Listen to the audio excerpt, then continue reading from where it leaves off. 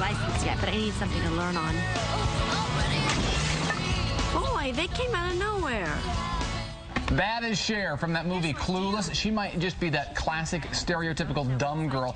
We laugh at them in the movies, but what are we really telling our daughters and granddaughters? All this month, we're encouraging you to be authentic, to be real, to be your own self. And it made us wonder if we are encouraging some girls to be the opposite and to be dumb girls. We've been talking about this for a few days, and it's something I'm really passionate about. And I want to clarify, though, when we say dumb girls, we're not even judging intelligence here. It has nothing to do with how intelligent they are, but it's the fact that sometimes I think girls think it's cool and cute and attractive to play dumb. Yeah, and I'm actually concerned as the father of a 7-year-old girl, worried that it might become acceptable for her to think, I don't need to be smart, I don't need to take math or science, I don't need to do all these things, and so then she sells herself short and she is not as smart as she could be because of society telling her things. And what do you do as a parent when society's encouraging it, when they see it in the movies and their friends are acting that way and their friends think it's cute to act clueless like that last movie, and as a parent, how do you counter that? Yeah, that's exactly one of the problems. You know, girls really can be so much, and we tell them they have all this potential, and then what happens? We'll cut to the scene from Legally Blonde.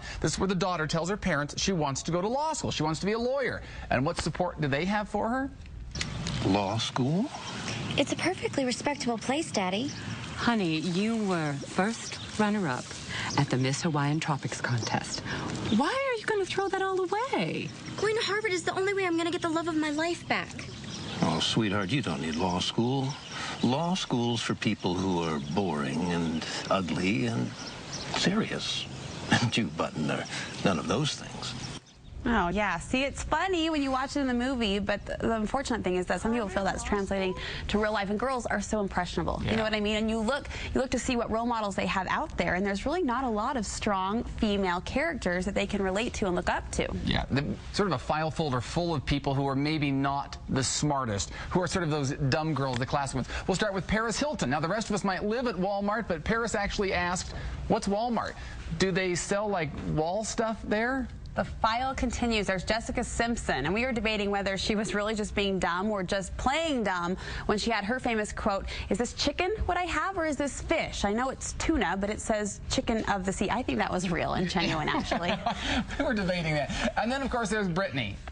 Just look at the haircut right there. That should be enough. And then she actually said, I get to go to a lot of overseas places, like Canada. Right. There's our dumb girl file. Again, not looking at their intelligence, but are they doing it? Is it real? Is it real, or do they think it's attractive to be dumb? At this time of year, at this same year, though, this could be really the year of smart women. If you think about it, you've got Hillary Clinton, who ran for president and made it farther than any other woman has. Sarah Palin is the vice presidential nominee for the other party. Another couple of powerful women include Oprah Winfrey there. And there's Hillary Clinton that we talked about. Condoleezza Rice is another great female figure. Angelina Jolie has been credited for her humanitarian efforts.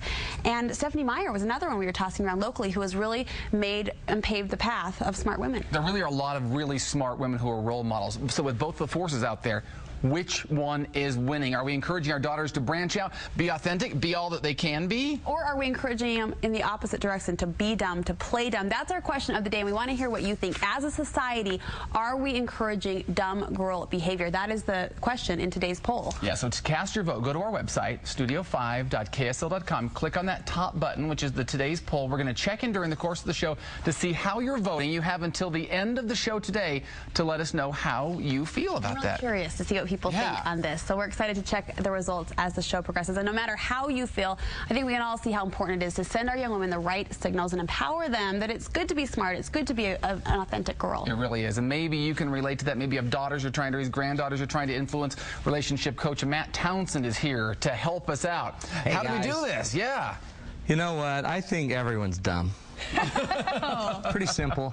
That's an interesting question. Are we dumbing down women, or are we just kind of dumbing down everyone? I mean, think of some of the hot male role models like Adam Sandler and Jim Carrey. And I mean, Dumb and Dumber was my favorite movie, and that tells a lot about us. So, yeah. And nobody seems to get that. But the other thing that's interesting is look who we're talking about, though. Are they dumb? They're probably not like stellar, perfect example role models that our media has set out there. Yeah.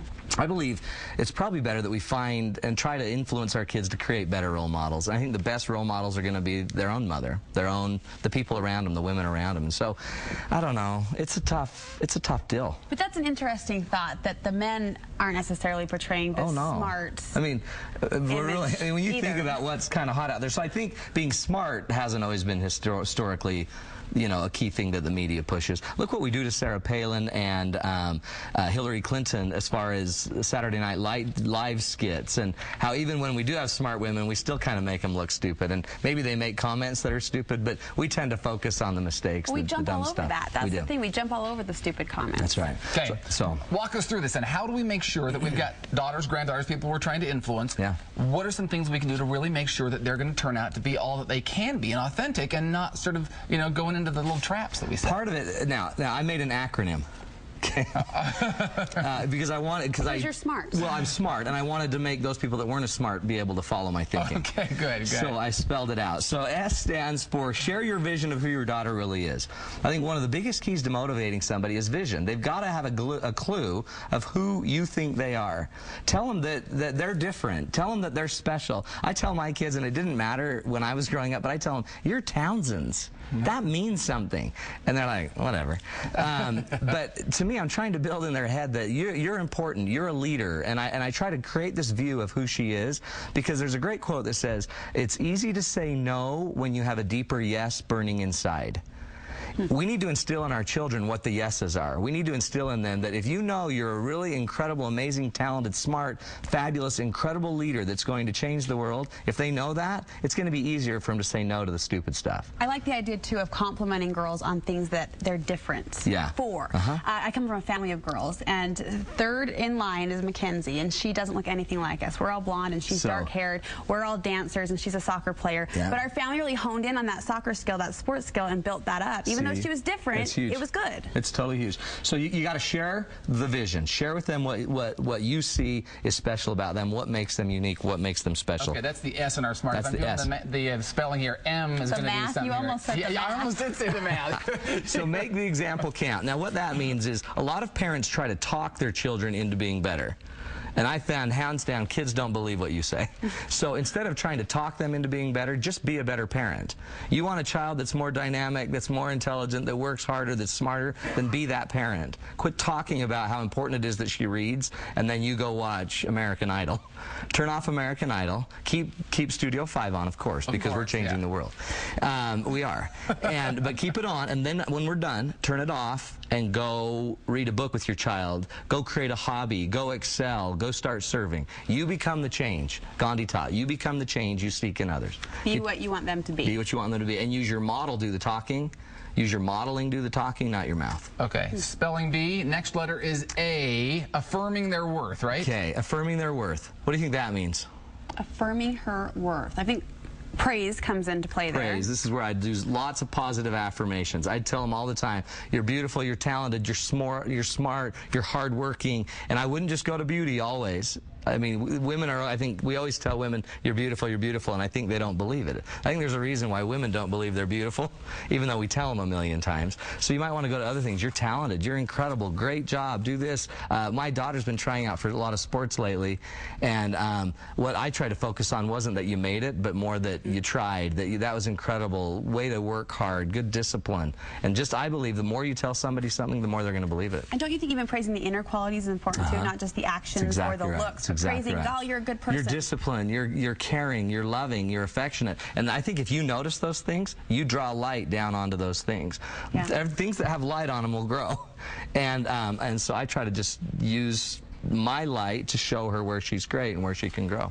Yeah, then it's so important, the inner stuff that you gotta acknowledge. Exactly, not just the outward things. You did this well, but really your values are important to you. And you want them to grow from the inside out instead of the outside in, which a lot of what we see in Hollywood is very outside in. Are we up to R now? Is that our next letter here? What is R? Respecting their desires as much as yours. One of the things we try to do when we influence people is we just have our idea of what they need to become and we start pushing it.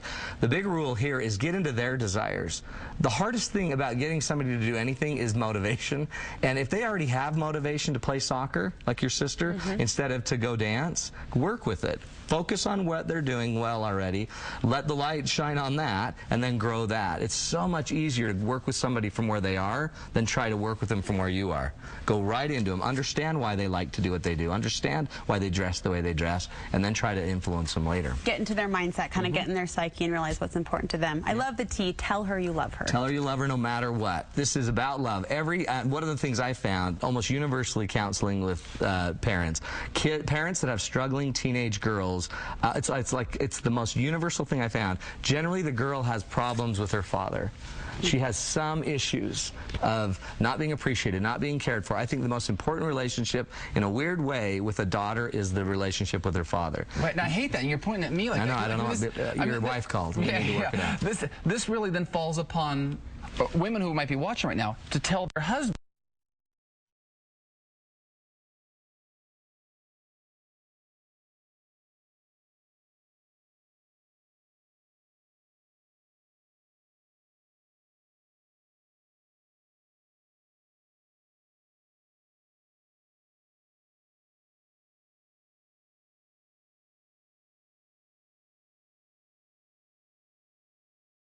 Kids know they're loved. We won't have the examples we have from some of these Hollywood girls. I think honestly, some of these Hollywood girls they feel loved because they make money and they're stars. They don't necessarily feel loved just because they're intrinsically worth it. For their core. And that father relationship, I think, becomes so key because that sets the pattern, doesn't it, for so many other relationships. All male relationships will come out of that father relationship. So it's critical. So dads, moms, get dads focused. Get them focused. Okay, you're awesome. Crack the whip. Girls rule. Okay. If you've got more questions for Matt, of course, you can get in touch with him through his website, which is marriagemattersutah.com. He's a relationship coach who helps people in all sorts of different areas. Now we got to talk about the show. Big show on Saturday? Actually, no. Apparently, General Conference preempts my show.